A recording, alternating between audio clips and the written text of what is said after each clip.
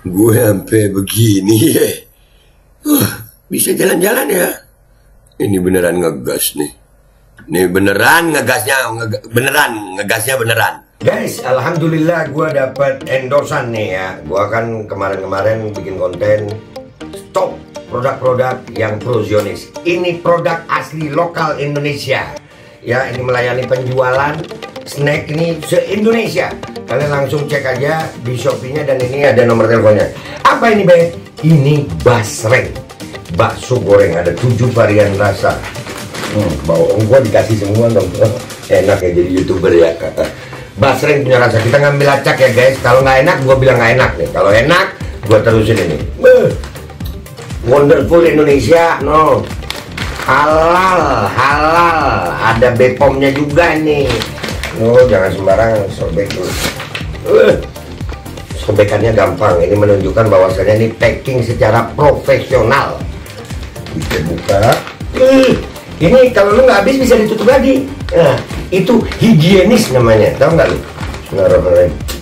Basreng ini guys, bakso goreng. Ini gua kebagian yang ngerasa sambal hijau. No, sambal hijau bener dia. Bismillahirrahmanirrahim. Ini bener-bener guys, gurih nikmat. Udah nggak usah lama-lama, lu langsung pesan. Basreng punya rasa hot and delicious, asli pedas banget. Punya pas ini pedasnya. Langsung ya. Nanti kalau di YouTube itu ada link untuk Shopee-nya. Kalau di sini langsung nomor teleponnya. Dah gitu aja Jeng, gua mau nikmatin ini. Alhamdulillah.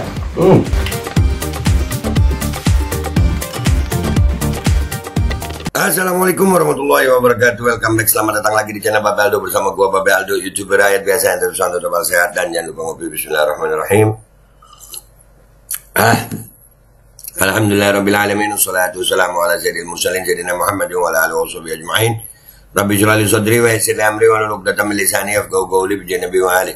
Salam revolusi akhlak, semangat revolusi akhlak. Semoga akhlak kita jadi lebih baik hari ini dibanding kemarin. Panjang umur perjuangan, merdeka, Allahu Akbar.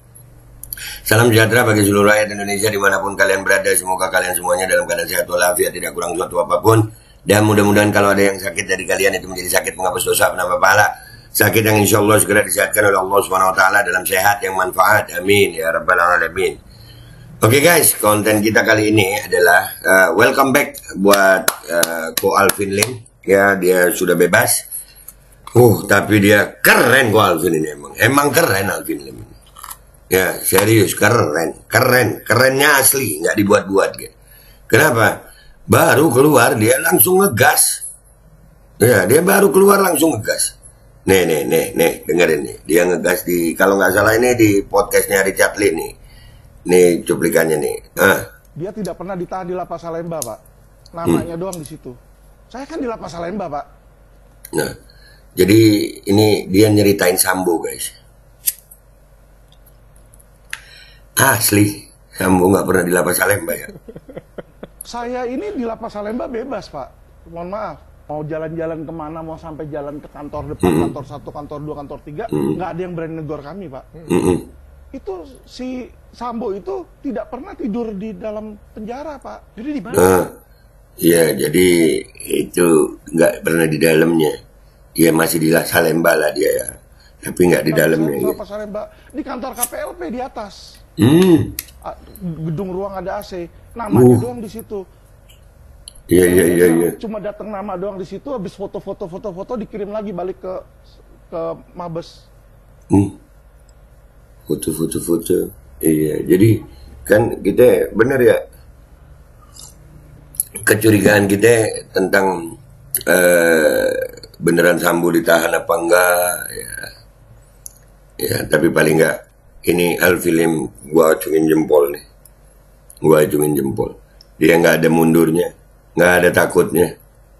Keren. Kagak ada di situ, Pak. Cuma biar dapat namanya, role-nya aja, biar dapat ininya. Saya tahu semua, Pak. Apa yang jadi ngomong saya yang takut ya. Kalau takut jangan ngundang Alvin Lim, Chat. Itu kenyataannya cuma 1 hari doang di situ, saksinya banyak, Pak. Kriminal-kriminal lain sebagai saksinya banyak. Ya itu urusan mereka lah. Mafia di dalam penjara itu memang real ada, Pak. Kita jalan-jalan keluar bisa nggak, Pak? Oh, bisa banget, Pak. Sumpah. Di Sukamiskin itu saya udah ditawarin, Pak Alvin pindah aja Sukamiskin, 50 juta 10 hari di luar. Jadi ada tahanan-tahanan oknum-oknum sana. Sekarang Pak, Bapak lihat. Anjir. Gue sampai begini ya. Bisa jalan-jalan ya. Ini beneran ngegas nih. Ini beneran ngegasnya, beneran ngegasnya beneran. Lapas Cipinang kosong. Tahanan tipikornya pindah semua ke Sukamiskin. Kenapa? Sekarang lagi obral di Sukamiskin. Denny Cokro pindah. Itu yang oknum-oknum gede. Karena di sana itu bebas, Pak. Bebas seperti apa nih, Di Pak? Sukamiskin. Wah, dia bisa keluar, bisa bebas di luar lah, Pak, intinya. Yang penting kalau nanti misalnya ada pemeriksaan atau apa ya balik lagi di situ. Itulah makanya yang ada di tiap-tiap oknum-oknum banyak, Pak. Oknum di setiap pemerintahan ada, Pak. Makanya disitulah saya speak up. Iya, sepakat gua kok. Kita itu hidup di negara oknum memang. Hampir semua instansi, hampir semua kelompok ada oknum. Organisasi ada oknum. Kita ini hidup di negara oknum memang. Ya, semuanya ada oknum. Pejabatnya ada oknum. Lapas ada oknum. Semuanya oknum. Habaib ada oknum. Ulama ada oknum. Kiai ada oknum. Saya bukan berbicara menjelek-jelekan orang-orang tertentu, tapi saya pengen hukum itu baik, itu aja. Supaya oknum itu diperbaiki oleh pemerintah. Iyalah, diperbaikilah. Cuman kalau pemerintahnya sendiri seperti sekarang ini mau bilang apa, sayang? Iya, makanya makin tumbuh subur oknum. Bukan melawan pemerintah. Saya nggak sanggup melawan pemerintah kok. Jadi kalau misalnya Kumham, kepolisian, kejaksaan hebat, Pak, saya juga bangga, Pak. Tapi kalau saya lihat mereka kayak sampah, masa saya nggak ngomong? Tuh. Iya, kalau kepolisian, kejaksaan, kehakiman itu hebat, bagus penegakan hukumnya, itu kita bangga. Tapi kalau kayak sampah ya kita ngomong lah. Sepakat kok Alvin, semangat. Keren kok Alvin. Saya bilang bau loh di situ. Ya kan? Bapak lihat aja Firly Bahuri aja udah tersangka, mana ditahan, Pak? Iya betul. Firly Bahuri mana ditahan? Aduh. Mana ditahan, sesama korps mau nahan. Napoleon Bonaparte habis kena suap sogok, ya kan ditahan, balik lagi ke korps jadi jenderal bintang 2 lagi. Kan dagelan, Pak. Ya sudahlah, saya jujur, Pak. Saya bilang saya nggak suka, saya bilang. Jadi enggak saya di depan orangnya baik-baik, di belakang ini kagak. Saya pengen mereka introspeksi, saya pengen mereka jadi lebih baik, Pak. Kalau mereka baik, saya juga bangga, Pak.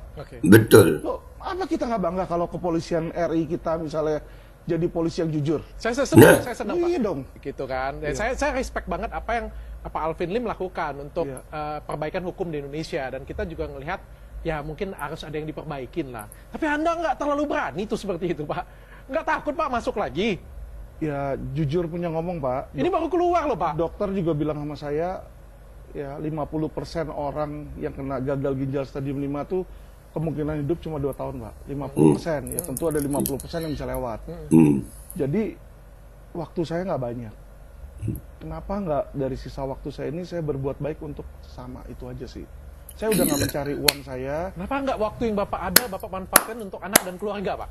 Udah, jadi saya sama anak sama keluarga pergi hampir tiap hari, ya kan, di situ kan.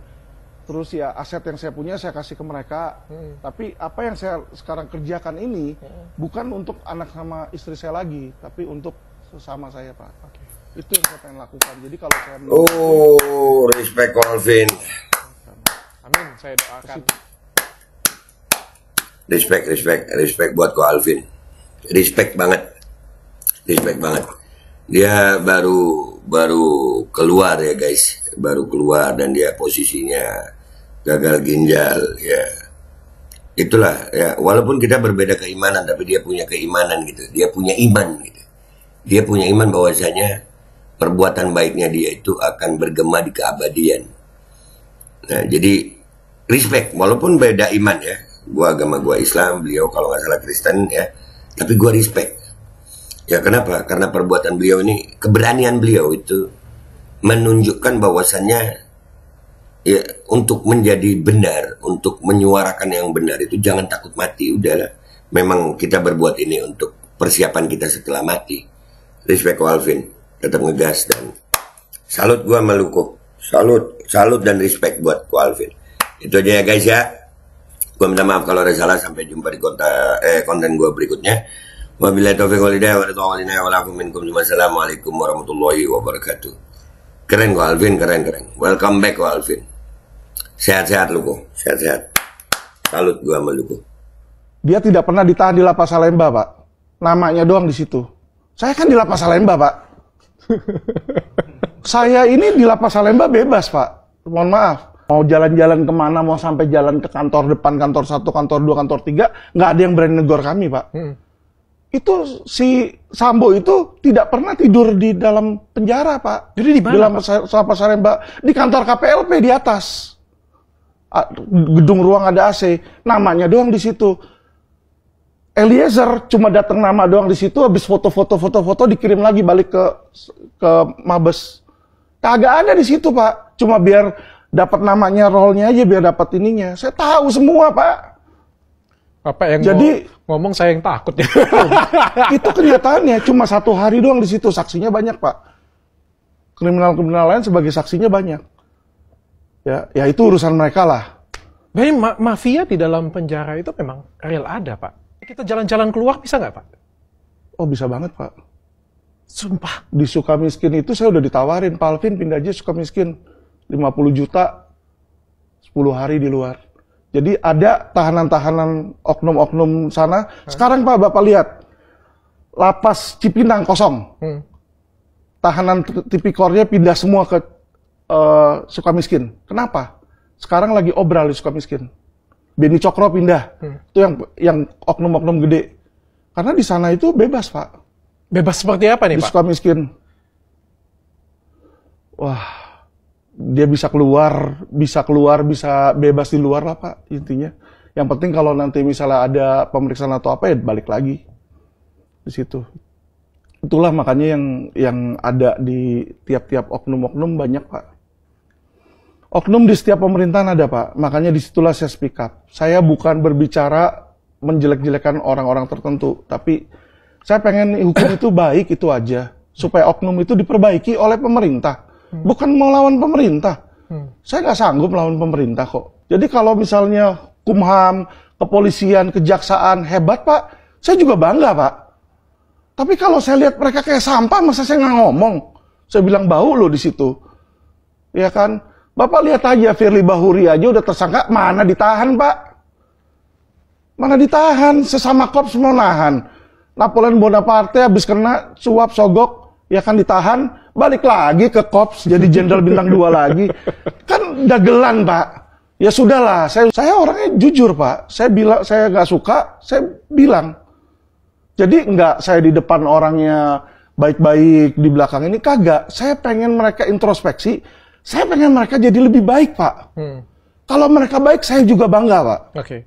Loh, apa kita nggak bangga kalau kepolisian RI kita misalnya jadi polisi yang jujur? Saya senang, Pak. Iya dong. Gitu kan. Iya. Saya respect banget apa yang Alvin Lim lakukan untuk perbaikan hukum di Indonesia, dan kita juga ngelihat ya mungkin harus ada yang diperbaikin lah. Tapi Anda nggak terlalu berani tuh seperti itu, Pak. Nggak takut, Pak, masuk lagi? Ya jujur punya ngomong, Pak. Ini baru keluar loh, Pak. Dokter juga bilang sama saya, ya 50% orang yang kena gagal ginjal stadium 5 tuh kemungkinan hidup cuma 2 tahun, Pak. 50%. Ya tentu ada 50% yang bisa lewat. Jadi waktu saya nggak banyak. Kenapa nggak dari sisa waktu saya ini saya berbuat baik untuk sesama, itu aja sih. Saya udah nggak mencari uang saya. Kenapa nggak waktu yang Bapak ada, Bapak manfaatkan untuk anak dan keluarga, Pak? Udah, jadi saya sama anak sama keluarga pergi hampir tiap hari, ya kan di situ kan. Terus ya aset yang saya punya saya kasih ke mereka. Tapi apa yang saya sekarang kerjakan ini bukan untuk anak sama istri saya lagi, tapi untuk sesama saya, Pak. Itu yang saya pengen lakukan. Jadi kalau saya meninggal pun ya ada pahala lah. Amin, saya doakan. Bismillahirrahmanirrahim. Alhamdulillah guys, gue dapet endorsan lagi kali ini dari British Propolis. Ini namanya British Propolis, itu karena lebahnya dari Inggris. Ini perusahaan lokal juga. Dan ini sebetulnya kita bantu teman kita yang namanya Mang Asep tuh. Nah mudah-mudahan kalian bisa beli ya. Ini propolis untuk khasiatnya itu untuk meningkatkan imunitas tubuh. Nih Kemenkes lagi rame-rame masalah apa? Pneumonia apa. Imunitas, obatnya ini. Bukan micin aja. Nih, cara pakainya sebetulnya ini dipakai dicampur di air hangat. Karena gue langsung aja ya kan. Nah, ini begini, seret 5 tetes buat gue. Nih, langsung masuk ke mulut. Bismillahirrahmanirrahim.